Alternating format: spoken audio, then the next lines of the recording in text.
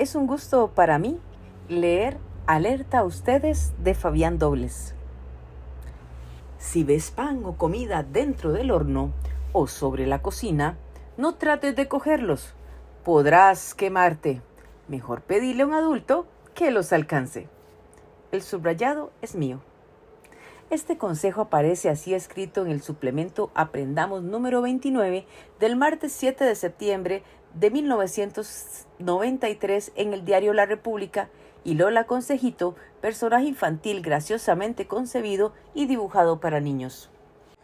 Curiosa casualidad que la desconcordada coexistencia de la forma verbal trates y pedile, que tildo en la i por ser inclítica y así debe ser, aparezca a continuación de un artículo titulado ¿Qué significa independencia?, publicado a propósito de la conmemoración cercana al 15 de septiembre, y donde se acababa de leer, entre otros valiosos pensamientos, uno que dice: igualmente, nuestra cultura es mancillada día a día a través de la pérdida de nuestra identidad cultural. El artículo todo, por cierto, merece leerse. Es un vibrante llamado a comprender a fondo por qué la decadencia de la identidad nacional y la necesidad de atajarla y luchar por una verdadera patria soberana en todos sus aspectos. Y si ahora prosigo con la discordancia entre trates y pedile, síntoma del débil conciencia nacional, de la que precisamente se lamenta el artículo citado, idiomáticamente en este caso, no se debe a voluntad de afear ni deslucir el aludido suplemento, y menos la muy eficaz intención del artículo, donde se quiere sacudir a mentes y arrebatar corazones para fortalecer esa conciencia de identidad e independencia, sino para contribuir a este alerta a ustedes, los todavía costarricenses de cepa. Desde mi posición de escritor centinela que ha intentado escudriñar la vida de sus paisanos y la suya propia, como uno de ellos, incluida como prioridad vital, su parla de todos los días indivisible de cada ser humano, de su pensar, sentir, recordar y soñar, donde la función y presencia del verbo predominan sobre todos los demás, porque es el movimiento y la acción. En el consejo antes apuntado, trates es la forma del tuteo y decile del voceo. La confusión que aquí se evidencia puede parecer en la actualidad, y no sé si todavía pocos o ya muchos compatriotas, inofensiva o intrascendente, sobre todo a los ya aplanados por la infracultura del porta a mí, mas como acuse de recibido de cuánto puede estar sucediendo psicosocialmente en nuestro país y, peor aún, dentro de su alma profunda nacional, me parece grave corrosión interna demostrativa de que al par de suplantaciones, despojos, arrinconamientos, robos descarados, aplastamientos, domesticaciones y tantas otras calamidades en los campos económicos, social, político, ecológico, moral y religioso, también nos están arrastrando desde fuera a hacer y sentirnos al conjugarnos los unos parlando con los otros, extraños y ajenos a lo que somos y traemos del pasado. ¿No le ha sucedido a usted que al atendérselo en una tienda en el centro comercial de San José o de Alajuela, alguna vendedora de origen probablemente campesino lo tutee lisa y llanamente? ¿Quieres que te la alcance? Fíjate qué tela más fina, como en las telenovelas cotidianas. A mí sí, y me he quedado tartamudo. Quizás se llame Jorleni, Evelyn o Jennifer y pertenezca a la legión de la nueva nomenclatura inglesa que viene del registro civil y los libros parroquiales de unos decenios a esta parte, como otro síntoma plaga de la enajenación de la cultura de nuestro asediado y casi indefenso país, cuyos habitantes últimamente se caracterizan en proporción cada día mayor por su falta de personalidad, cultura e idiomática. Se me ocurre aquí preguntar si habrá todavía periodistas que no escriban al modo rioplatense. Ese ajeno recién los últimos años nos ha llovido desde el cono sur y que a lo mejor debe parecerles una novedad estilística que ignoraban y recién descubren. O bien, ¿cuántos estarán enterados de que iniciar nunca fue un verbo intransitivo? Como sí lo son empezar, comenzar, por lo que no se debe escribir el partido inició a las 11, sino obligadamente se inició. Ya que no hablamos inglés, todavía hablamos el español dialectal costarricense, donde aún podemos solazarnos con nuestras vulnerables formas reflejas o cuasi reflejas, riqueza que no disponen algunas otras lenguas. Y aunque estos últimos apuntamientos parecen desviarse del meollo de mi artículo, los menciono al igual que podría hacerse con otros similares, casos como hincapié en nuestra flojera colectiva para sostenernos en lo que nos pertenece y caracteriza, sin doblegar la cerviz ante cualesquiera novedades forasteras a las que con tan siniestra debilidad se tiende a imitar. En un cuento muy conocido y muy costarricense, pero también iberoamericano y universal, leemos: pues te me quitas de aquí, ya, si no quieres que salga de vos ahora mismo, y cuidadito con volver a asomar la nariz por aquí, porque te va a saber feo. Ese yurro es mío, y pedile a Dios que no me arrepienta de dejarte ir. Tío Tigre se las pintó, sin esperar. ¿Pueden ustedes imaginarse a Tío Conejo diciendo: quitas, quieres, salga de ti, pídele a Dios? Sueñen por unos momentos con una conchería de Aquileo romanceada en tú y en ti, con los bananeros de Fallas o el palmitero de Max Jiménez diciendo: ¿entiendes? Por entendés, o dinos, por decinos. Y bueno, se sentirán en cualquier país menos en Costa Rica. Mas no es solo un asunto de pueblo llano, sino una cosa de arriba abajo y abajo arriba. Vayan, si no, y se lo preguntan al maestro de la novela, Juan Varela, pero asimismo a don Federico, el muy señor burgués bananero de Murámonos Federico, y también a la tía Tula y los cafetaleros levas de los Molinos de Dios, por citar narraciones de las más sobresalientes y conocidas de antes y de ahora, donde, como en otras tantas, a su vez renombradas, se hace vivir literariamente a nuestra gente en diversas circunstancias y tiempos y zonas sociales. Si no se tratan de usted en relación de confianza entre amigos o cariñosamente lo corriente y normal es tratarse de vos, como de padres a hijos o entre hermanos y a veces hasta de entre desconocidos que al relacionarse se sienten iguales.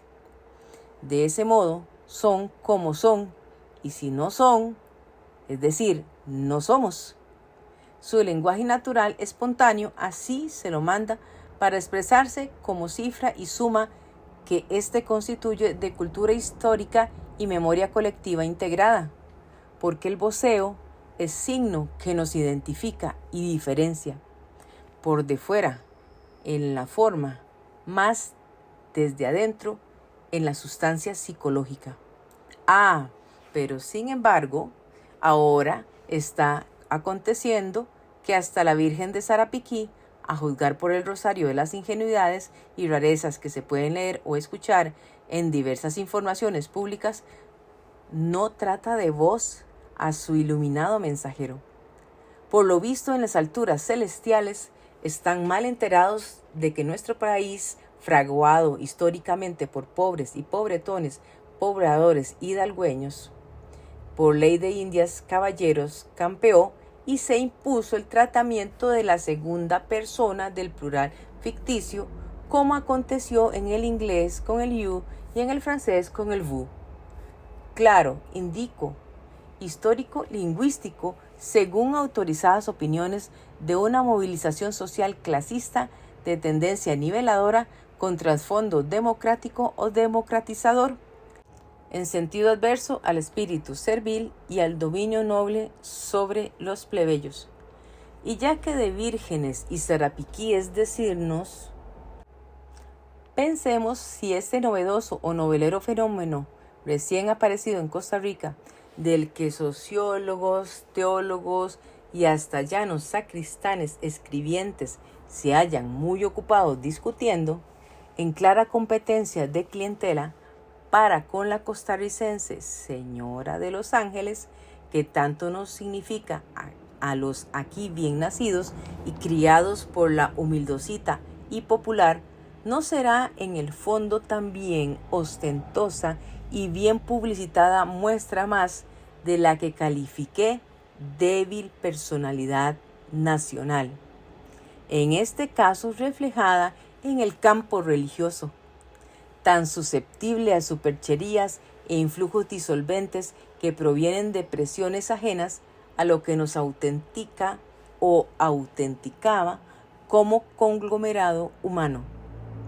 Obsérvese cómo nuestra Virgen de extracción popular, oscura piedra plebeya y connotación indígena y mestiza, se le enfrenta de buenas a primeras a otra, pero solemne, de aparente poder solar, producto de la que podría catalogarse transnacional de las apariciones marianas, esta siempre de atuendo celeste y de semblante caucásico eurocéntrico, clara señal de la aculturación, no ajena en la psicología social a tantos otros fenómenos colectivos, a menudo psicóticos, que se dan y repiten en la gama de los grandes espectáculos modernos, llenos de estímulos multiplicadores, productos de efectos especiales donde no faltan los alucinantes juegos de luces y escarchas luminotécnicas.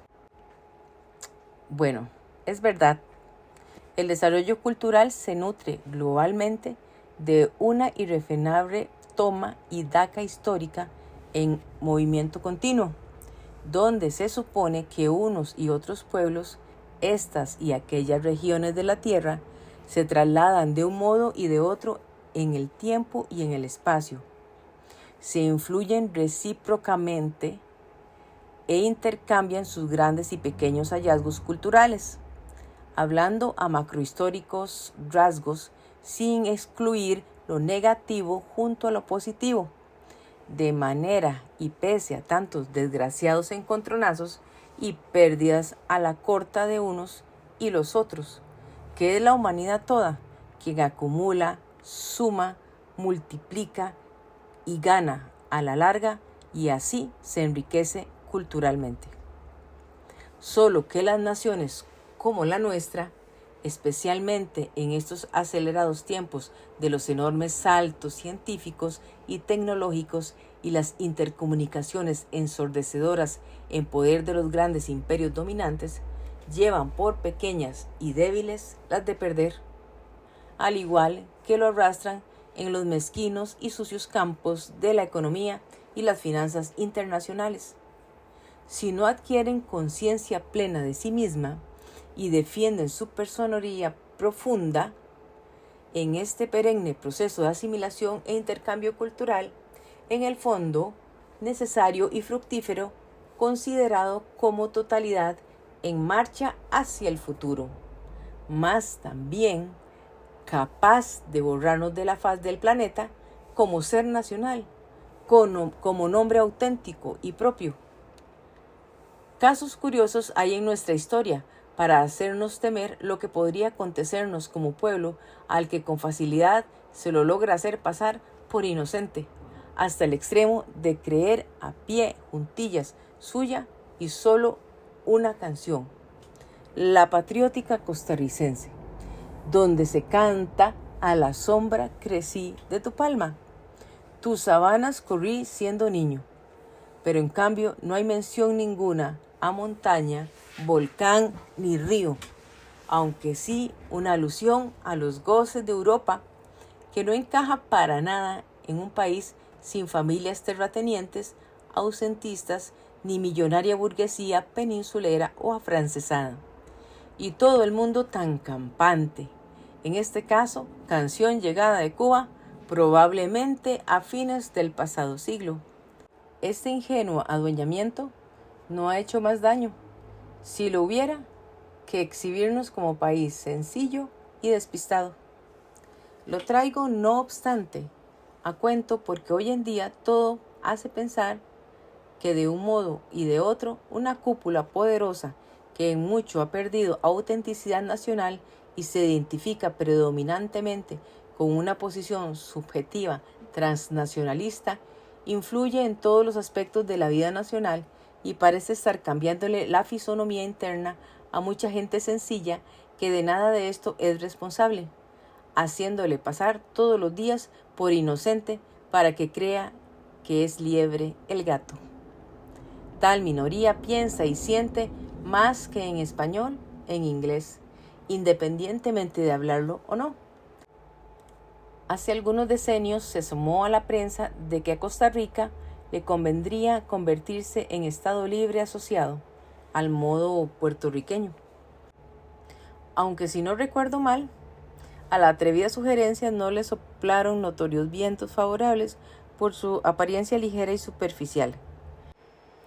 Creo que esta superficialidad llevaba ya en sí la cabecita de un iceberg oculto en las turbias aguas político-sociales de aquellos días.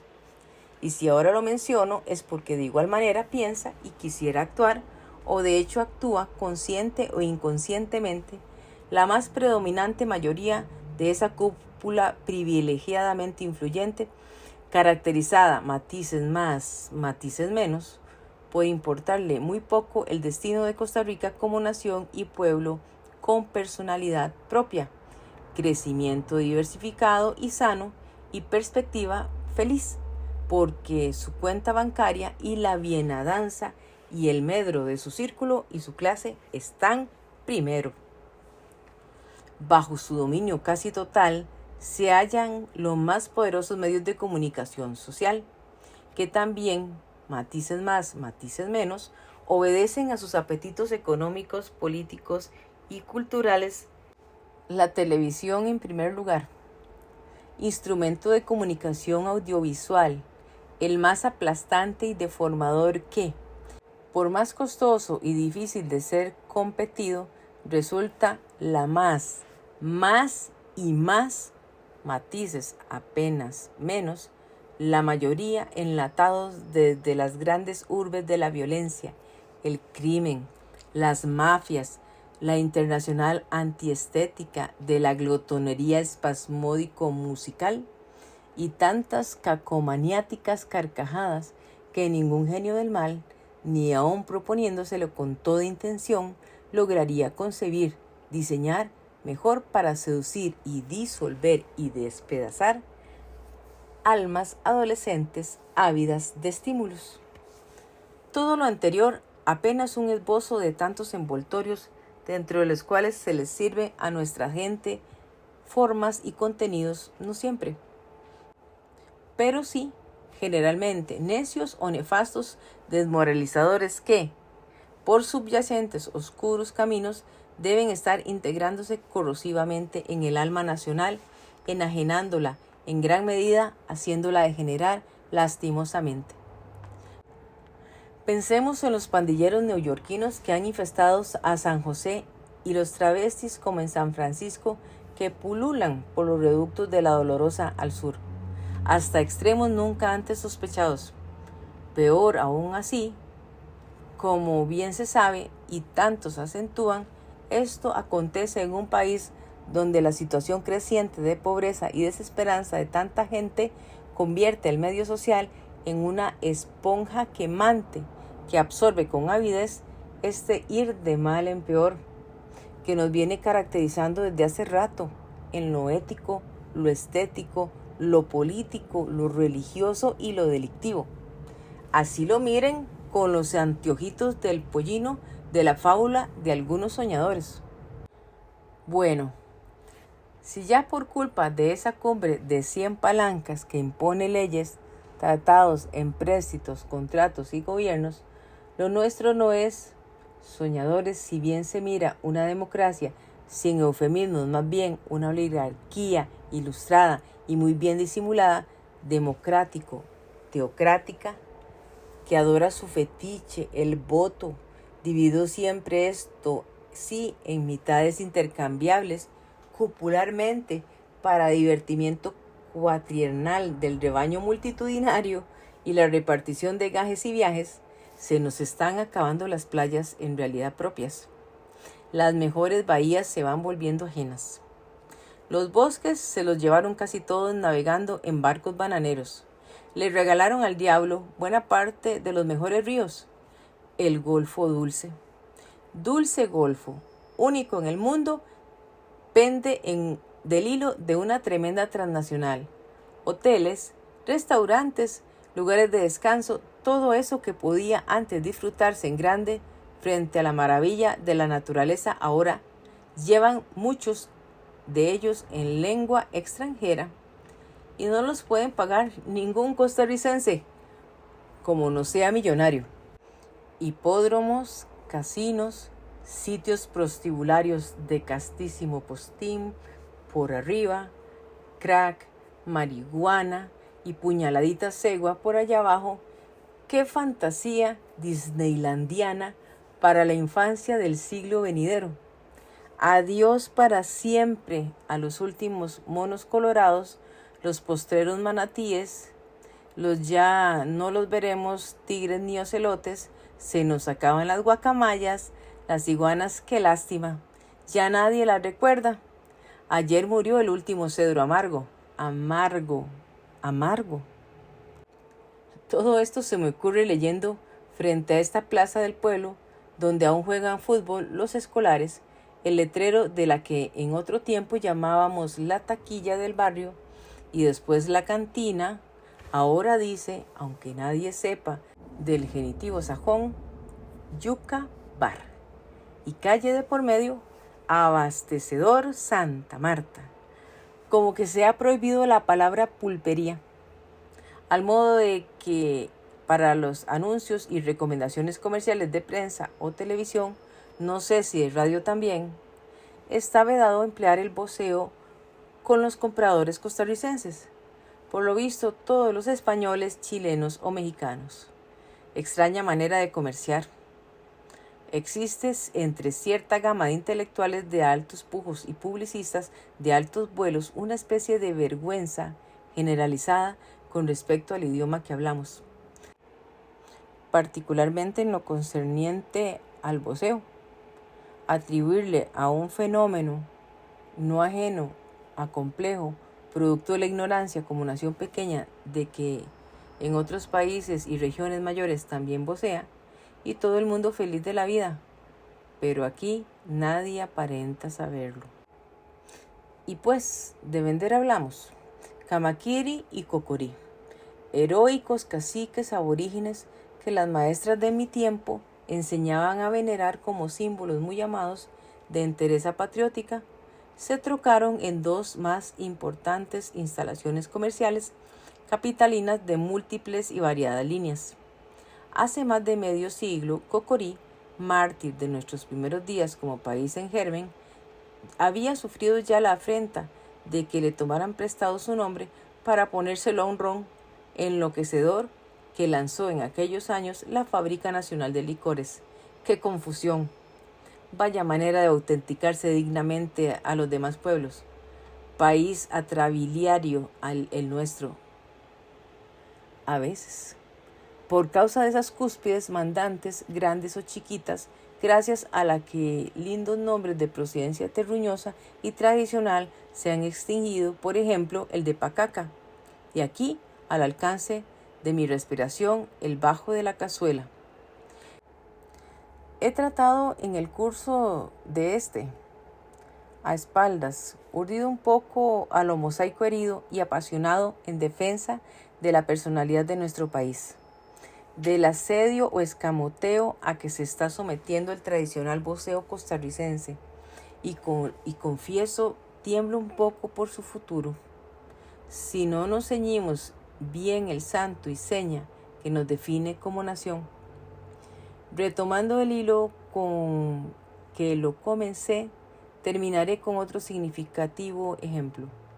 Acabo de leer un cuento recién publicado de uno de los muchos diálogos que se pueden suponer entre los costarricenses, estos avalorios. Julieta, ¿no sabes cómo me he acordado de ti? Recién estábamos acordándonos de vos. ¿Dónde estabas metido vos? Necesito hablar en privado contigo. Así es que llámame. Lo subrayo para que se note el arroz con mango o el cóctel de leche de coco con el aceite de oliva. Tendrá el voceo que cantar, parodiando a Gardel. Decí por Dios que me has dado, que estoy tan cambiado. No sé más quién soy. No, que Dios no lo quiera. Ha sido un gusto leer este hermoso ensayo para ustedes. Se despide Flor Cabalceta. Hasta la próxima.